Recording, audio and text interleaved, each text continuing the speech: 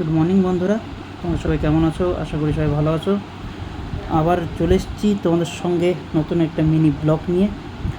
Rampurhat station এবং আমাদের train লেগে আছে, তো আমরা যেতে চলেছি আজ রামপুরহাট থেকে শিবগাদি।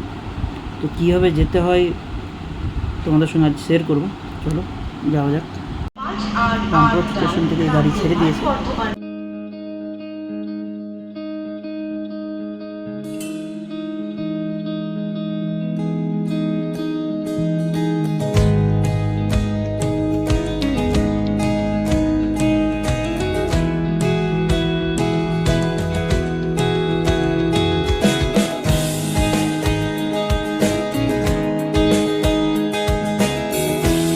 পৌঁছে গেছি এখন বারোহাওড়া, এখানে যাবো শিবগাদি।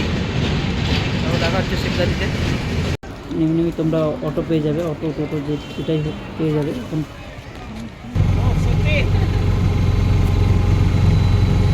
আমরা এখন চলে যাচ্ছি শিবগাদির দিকে, ঠিক আছে। ভাড়া খুব নিম্নমানের, তোমরাও আসতে পারো, তোমরাও দেখতে পারো, এত সুন্দর জায়গা তোমরা উপভোগ করতে পারো। আমরা আরও দেখাবো, আমরা সামনে থেকে আমরা এগিয়ে যাচ্ছি, সামনে থেকে আরও অনেক কিছু জিনিস আছে যেটা আমরা দেখতে পাচ্ছি। যা যা বললো সব মিথ্যা। अरे कहना क्या चाहते हो? সব মিথ্যা কথা।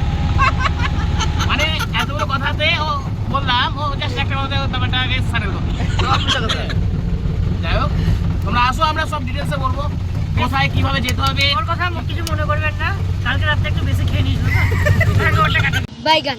তো ঠিক আছে, আমরা জানাবো কিভাবে যেতে হয়, কিভাবে ঘুরতে হবে, মাঝে মধ্যে করতে হবে, সমস্ত কিছু কোন রাস্তা কোন পথ দিয়ে যেতে হবে, আসতে হবে, আর কি করার কিছু আছে আমরা সব কিছু জানাবো। ভিডিওটির সঙ্গে থাকো। মাঝে মধ্যে গাড্ডা আছে, পড়ে যেতে হবে। अच्छा ठीक है। ট্রেনের টিকিট ইউটিউব से কাটতে হবে। अच्छा हमको सिखा रिया है।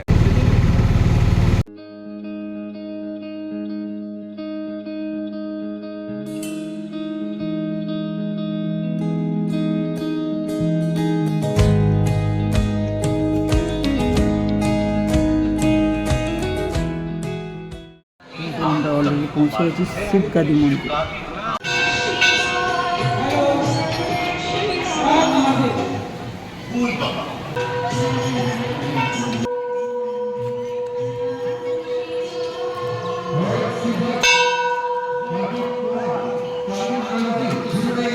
আমরা শিবগাদি পৌঁছে গেছি। আমরা এরকম দেখো ডালা নিয়ে, ডালা তোমরা তোমাদের মতো ডালা নিতে পারো। কীরকম ডালা নেবে? প্রথমে ফুল থাকবে 5 টাকার, তারপর তুমি যাবতীয় তোমার ধরো বিভিন্ন ধরনের ধূপকাঠি, প্রসাদ, বিভিন্ন ধরনের যেরকম জিনিস নেবে তার ভিত্তিতে তোমার টাকা, ঠিক আছে। কিছু করতে হবে না, নিজেরা দিয়ে দেবে। ঠিক আছে। সো যেগুলো নেবেন না সেগুলো বলে দেবেন, ওরা বিভিন্ন ধরনের জিনিস আপনাকে গুছিয়ে দিতে পারে। তবে আপনারা আপনাদের মতো জিনিস নেবেন, যেগুলো মনে হবে এগুলো নেওয়া দরকার এগুলো অবশ্যই নেবেন, যেগুলো মনে হবে নেওয়া দরকার না সেগুলো নেওয়ার দরকার নেই। যথারীতি আমরা এখন সিঁড়ি উঠছি, অনেকটাই যেতে হবে। তো পরবর্তী জন্য চোখ রাখুন আমাদের ভিডিওতে, আরও আপনাদের ইনফরমেশন আমরা দেবো।